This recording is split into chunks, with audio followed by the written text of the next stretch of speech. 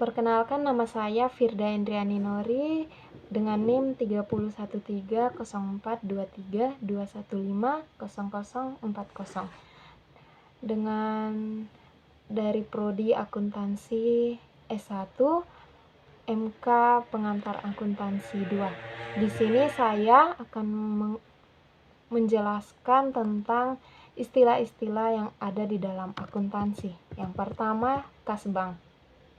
Kas bank ini adalah simpanan uang perusahaan atau individu yang disimpan di rekening bank tertentu. Nah, kas adalah salah satu jenis kas yang cenderung besar dan berhubungan langsung dengan rekening koran perusahaan pada bank tersebut. Nah, fungsi dari kas bank ini adalah sebagai alat pembayaran yang siap dan bebas dari rekening bank yang dapat digunakan untuk berbagai transaksi keuangan. Nah, termasuk pembayaran pajak, pembelian dan penjualan, dan pembayaran kewajiban. Kas bank juga dapat digunakan sebagai alat untuk mengelola keuangan perusahaan, memeriksa adanya pelunasan, dan mencocokkan antara pergerakan kas dan saldo sebelumnya. Yang kedua, beban. Beban ini merupakan seluruh biaya perusahaan yang harus dibayar untuk melakukan operasional perusahaan. Contohnya beban suatu perusahaan yaitu biaya perlengkapan, penjualan, dan lain-lain.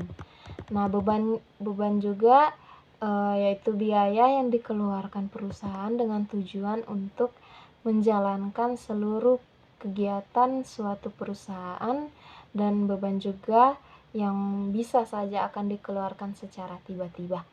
Nah, beban yaitu jumlah biaya yang harus dikeluarkan, ditanggung oleh perusahaan dalam menjalankan kegiatan operasional suatu perusahaan. Nah, beban adalah pengeluaran yang dilakukan perusahaan dengan tujuan untuk memenuhi kebutuhan operasional dan memperoleh pendapatan. Beban yang merupakan sejumlah uang yang dikeluarkan untuk melancarkan operasional perusahaan tetapi tidak berhubungan langsung dengan perusahaan produksi, seperti beban gaji, beban sewa bayar di muka, dan beban sewa.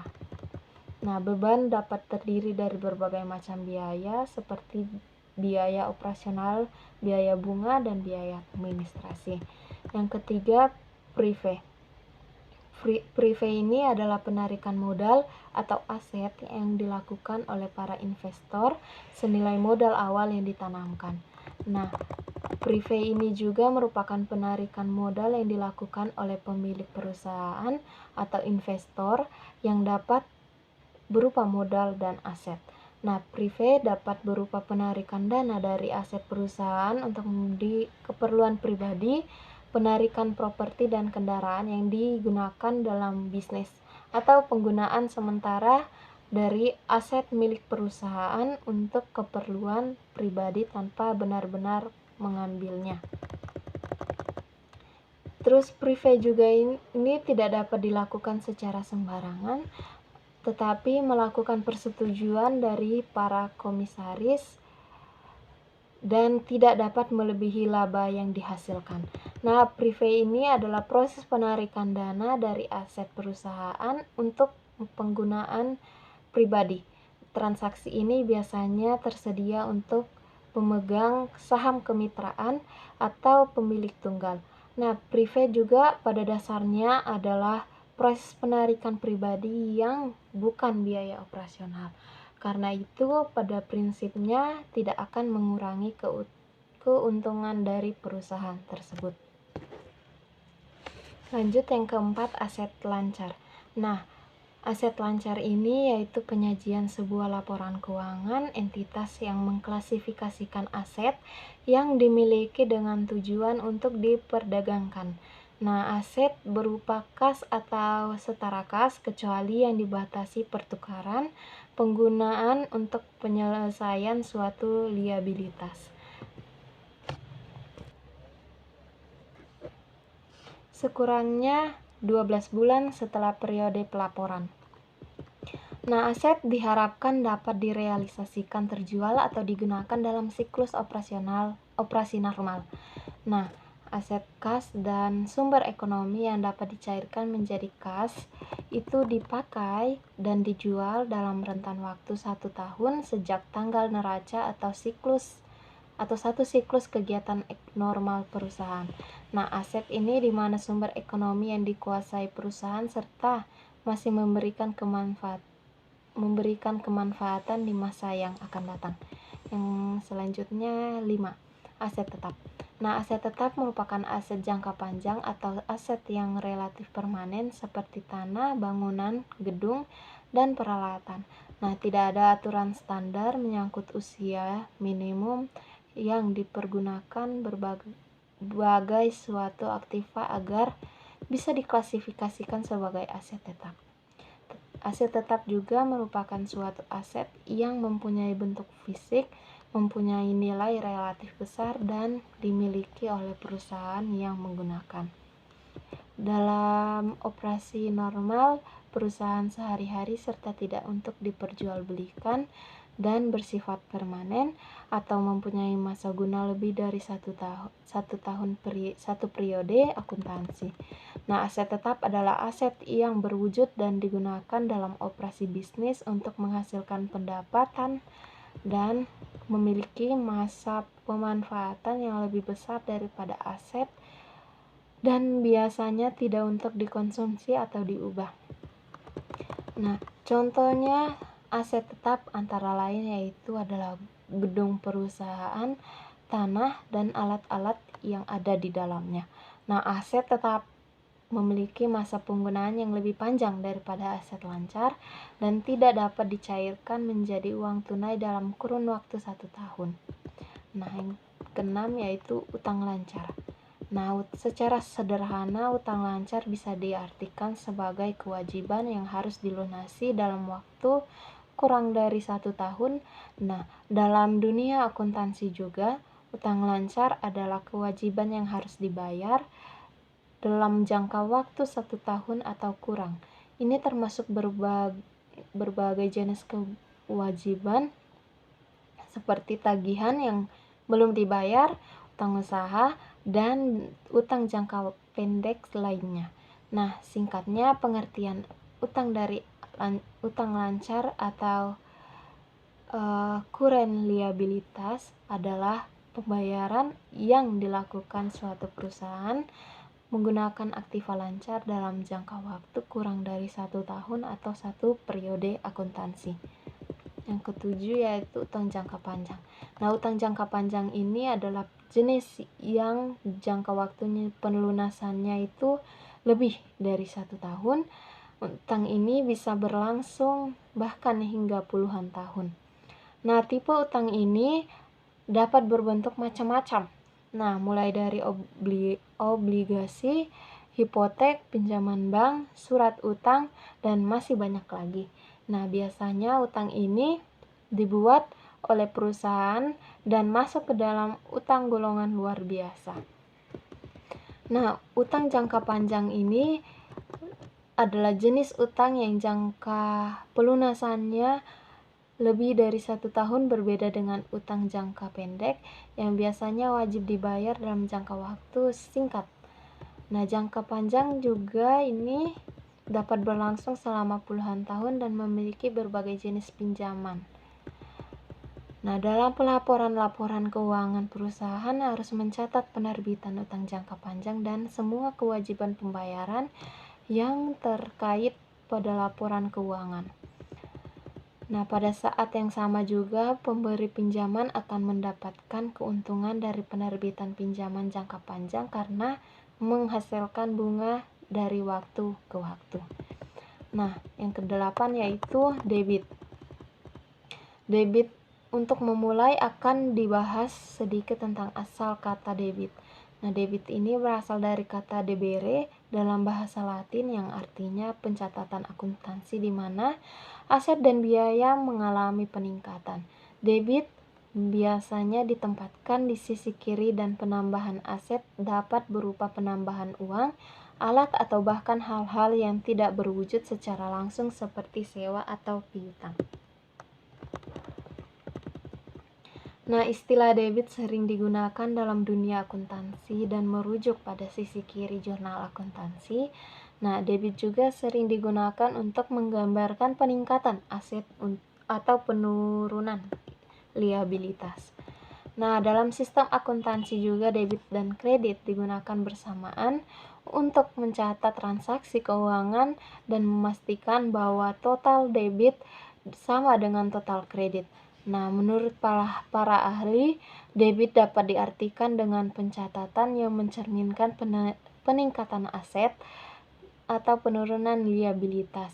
Debit juga dapat diartikan sebagai bagian dari sistem akuntansi yang digunakan untuk mencatat transaksi. Nah, dan juga memastikan bahwa total debit dan sama dengan total kredit.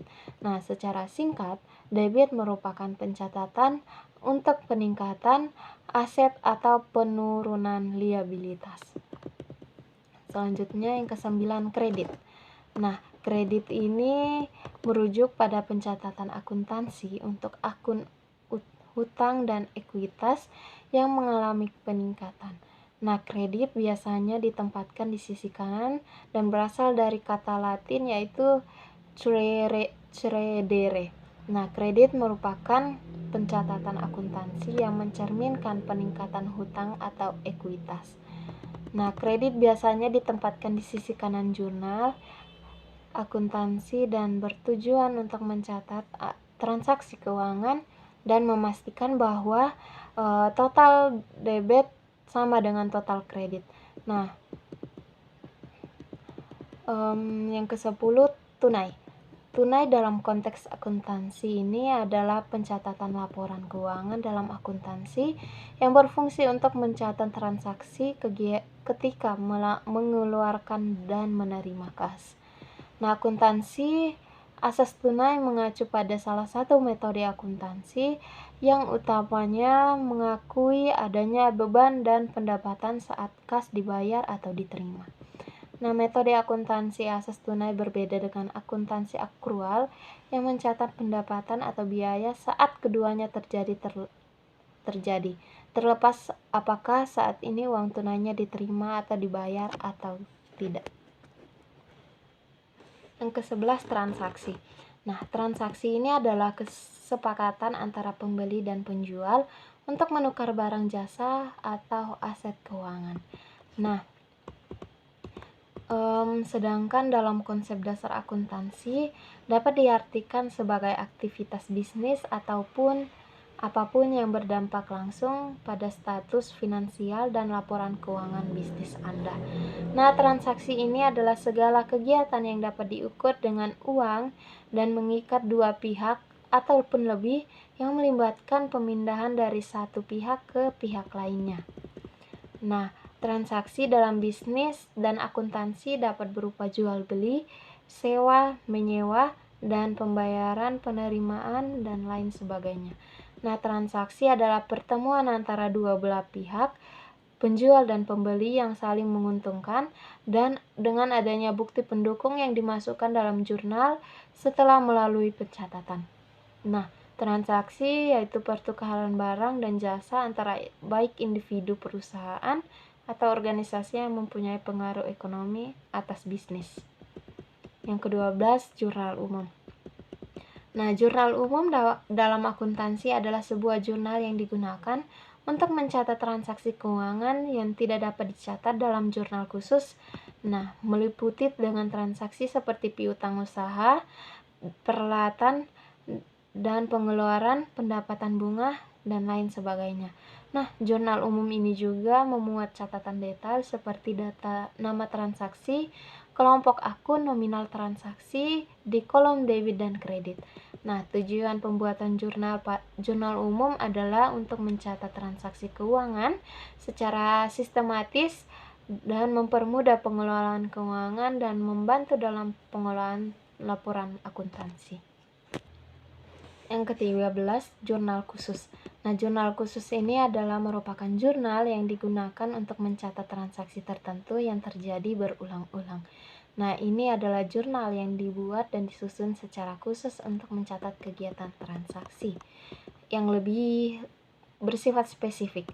Nah, contoh jurnal khusus yang umumnya digunakan adalah jurnal pembelian, jurnal penjualan, dan jurnal penerimaan kas, dan jurnal pengeluaran kas.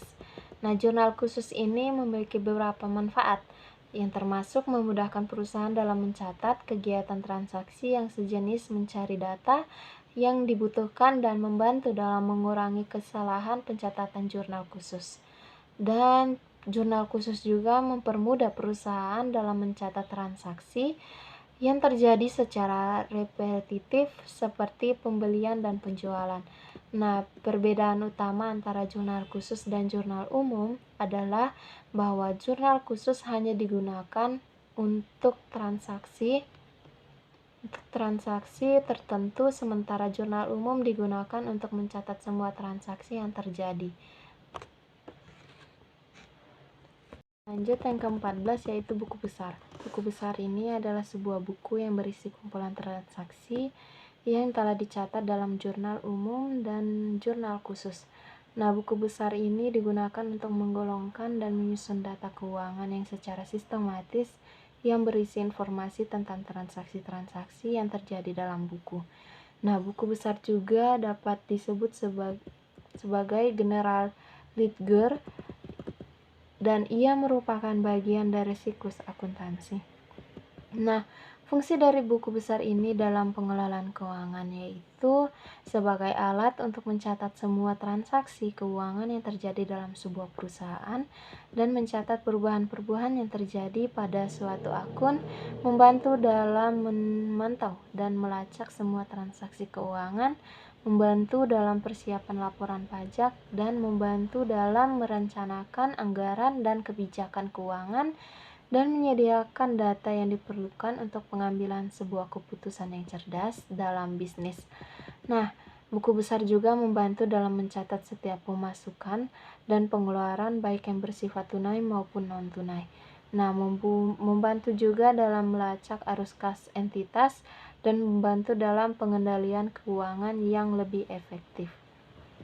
Yang ke-15 yaitu neraca saldo.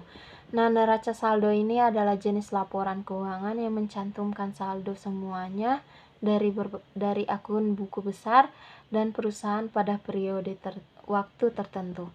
Nah, golongan ini akun yang dicatat dalam neraca saldo adalah semua item akuntansi utama, termasuk aset kewajiban, ekuitas, pendapatan, biaya, keuntungan, dan kerugian.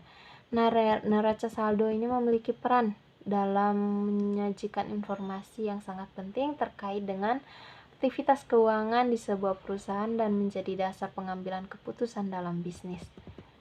Nah, neraca saldo dapat digunakan untuk rujukan perencanaan bisnis pada periode berikutnya, memudahkan pembuatan laporan keuangan di akhir periode. Nah, dan menunjukkan jika terjadi kekeliruan dalam pembukuan jurnal maupun buku besar. Nah, neraca saldo juga ini dapat menjadi alat koreksi dan memperbaiki kesalahan pencatatan dan pelaporan keuangan. Yang ke-16, jurnal penyesuaian adalah jurnal yang digunakan untuk melakukan proses pencatatan saldo pada akun-akun tertentu dan dapat mencerminkan jumlah yang sebenarnya.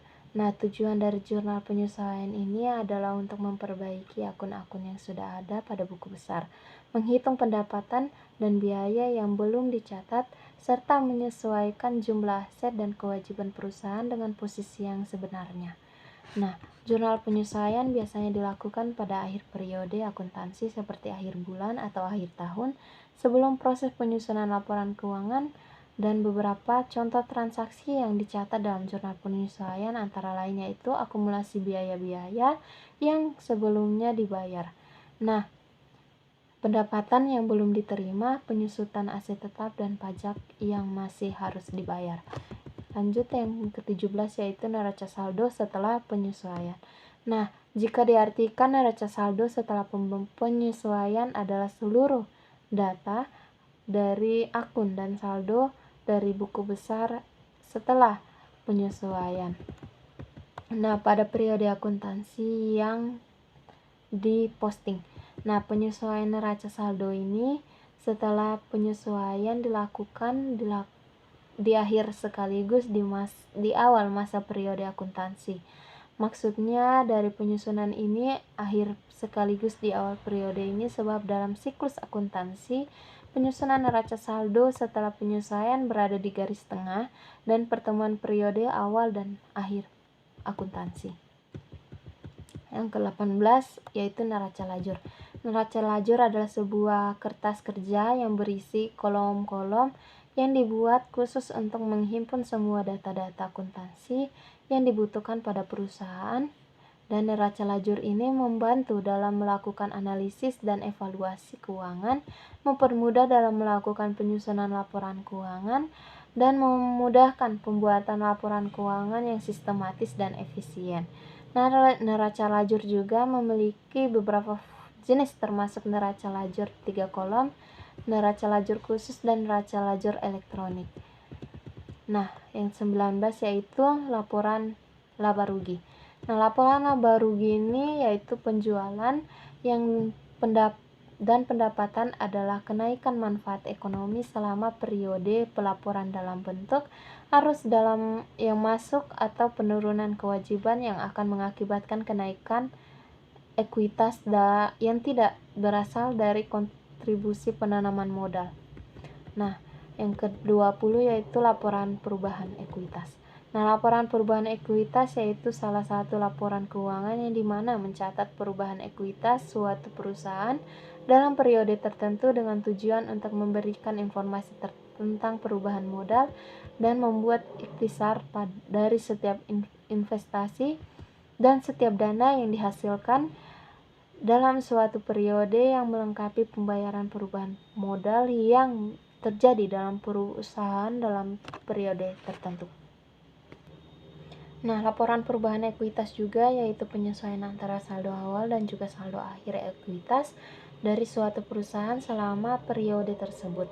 Nah, dengan tujuan untuk menjalankan hubungan antara laporan laba rugi suatu perusahaan dengan laporan keuangan dan juga setiap transaksi yang tidak mencakup dalam kedua laporan tersebut seperti dividen, penarikan modal, dan perubahan kebijakan perusahaan. Yang ke-21 yaitu laporan neraca atau posisi keuangan. Nah, laporan posisi keuangan neraca adalah dokumen yang bersifat sistematis tentang posisi aset perusahaan. Laporan ini berlaku untuk berbagai jenis perusahaan seperti perusahaan jasa dan perusahaan komersial serta perusahaan manufaktur. Nah, dengan kata lain, laporan posisi keuangan neraca dapat diartikan sebagai ringkasan dari kondisi sebuah aset, kewajiban, dan ekuitas dari suatu bisnis atau suatu perusahaan. Nah, manfaat laporan posisi keuangan neraca ini adalah untuk menunjukkan posisi keuangan perusahaan untuk periode waktu tertentu, biasanya ditetapkan pada akhir tahun, dan anggaran dan sisanya pada akhir tahun atau kalender. Yang ke-22 laporan arus kas. Nah, laporan arus kas ini yaitu suatu jenis pelaporan keuangan yang dimana berisi informasi mengenai pemasukan serta pengeluaran kas dalam perusahaan. Maka dalam hal ini data tersebut dibuat berlaku untuk setiap periode dari setiap tahunnya. Nah, laporan arus kas ini berfungsi untuk memberikan informasi yang begitu akurat bagi perusahaan sehingga perusahaan dapat melihat asal dari uang kas tersebut. Nah, laporan arus kas lebih mudah dalam menilai setiap kemampuan entitas suatu perusahaan, menilai kemampuan entitas dividen suatu perusahaan dengan akurat, dan melindungi transaksi dan penandaan dengan kas dengan baik, dan memberikan keterangan tentang angka kas bersih dan laba bersih. Nah, yang ke-23 yang ke-24 yaitu neraca saldo setelah penutup. Nah, neraca saldo setelah penutupan adalah laporan yang menunjukkan posisi akun-akun yang berisi saldo bukan nol pada akhir periode. Nah, neraca saldo ini setelah penutupan disiapkan setelah jurnal penutup dibuat dan diposting ke buku besar. Dengan tujuan dari pembuatan neraca saldo setelah penutup ini untuk memastikan keseimbangan antara pengeluaran dan pendapatan perusahaan, memastikan konsistensi dalam pembukuan perusahaan, dan membantu dalam penyiapan laporan keuangan akhir. Nah, metode yang ke-25, metode FIFO. Nah, metode FIFO adalah salah satu metode pengelolaan persediaan yang berarti first in first out, yang berfungsi untuk mengeluarkan atau memanfaatkan barang yang masuk ke gudang terlebih dahulu dari yang masuk kemudian. Nah, metode ini mengacu pada konsep termasuk terlebih dahulu, keluar terlebih dahulu. Nah, yang berarti barang yang masuk pertama kali harus dikeluarkan atau dipakai terlebih dahulu daripada barang yang masuk kemudian. Nah, metode FIFO digunakan dalam pengelolaan persediaan seperti bahan baku, barang jadi, dan stok lainnya. Nah, metode ini mengacu pada konsep FIFO yang berarti pertama masuk, pertama keluar. Dan menggunakan metode FIFO, barang yang masuk ke gudang terlebih dahulu akan dipakai atau dikeluarkan terlebih dahulu daripada barang yang masuk kemudian. Nah, salah satu dari kelebihan metode FIFO ini adalah bahwa ia mampu mengurangi potensi kerugian dalam perusahaan. Namun, metode FIFO juga belum memiliki kekurangan seperti menyebabkan jumlah pajak penghasilan atau PPh perusahaan menjadi lebih tinggi, dan perhitungan dan pendapatan laba dengan menggunakan metode FIFO masih belum akurat. Nah, yang ke-26 yaitu metode average. Average ini dapat disebut sebagai metode rata-rata tertimbang. Nah, metode pengelolaan penyajian yang menggunakan rata-rata barang saat ini dengan jumlah unit yang akan dijual. Nah, metode ini juga merupakan perpaduan dari metode FIFO, yaitu first in first out, dan LIFO, last in first out. Nah, metode average menggunakan rata-rata harga barang saat ini yang dibandingkan dengan jumlah unit barang yang akan dijual.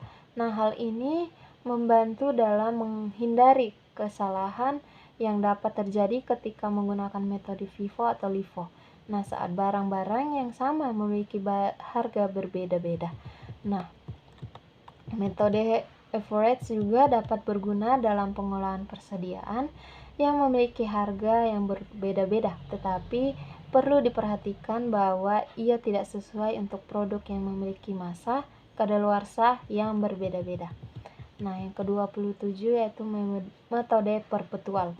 Nah, metode perpetual ini yaitu metode pencatatan yang dilakukan setiap waktunya disesuaikan dengan adanya transaksi pemasukan dan pengeluaran. Nah, dalam metode ini juga setiap transaksi keuangan dicatat secara individual saat terjadi, dan metode perpetual ini melibatkan penggunaan jurnal umum, buku besar, dan akhirnya menghasilkan laporan keuangan yang up to date. Yang ke-28 yaitu metode periodik. Nah, metode periodik ini adalah salah satu metode pencatatan persediaan yang dilakukan oleh setiap perusahaan. Nah, metode ini juga yaitu transaksi pembelian dan penjualan barang dagang dilakukan secara terpisah dan pencatatan dilakukan setiap periode tertentu. Nah, akun persediaan barang ini diketahui pada akhir periode tertentu, sehingga jumlah persediaan barang harus diketahui pada akhir periode tertentu. Nah, metode periodik ini berbeda dengan metode perpetual yang menggunakan akun persediaan barang dalam pencatatan transaksi perdagangan. Yang ke-29 yaitu PPN masukan. Nah, PPN masukan ini adalah pajak yang dikenakan ketika pengusaha kena pajak atau PKP melakukan pembelian terhadap barang atau jasa kena pajak. Nah, PPN masukan ini merupakan PPN pertambahan nilai yang dikenakan pada saat PKP melakukan transaksi pembelian terhadap barang atau jasa yang kena pajak. Yang ke-30 yang terakhir yaitu PPN keluaran. Nah, PPN keluaran ini adalah pajak pertambahan nilai yang dikenakan ketika pengusaha kena pajak atau PKP melakukan penjualan terhadap barang atau jasa kena pajak. Nah, hal ini digunakan sebagai salah satu pelengkap transaksi yang dilakukan sebagaimana yang telah tercantum dalam Undang-Undang Perpajakan. Nah, demikian hasil pemaparan saya tentang istilah-istilah yang ada di dalam akuntansi, dan saya mohon maaf ketika saat saya memaparkan istilah-istilah tersebut saya melakukan salah atau salah dalam penyebutan kata. Mohon dimaafkan dan terima kasih telah menonton. Bye bye.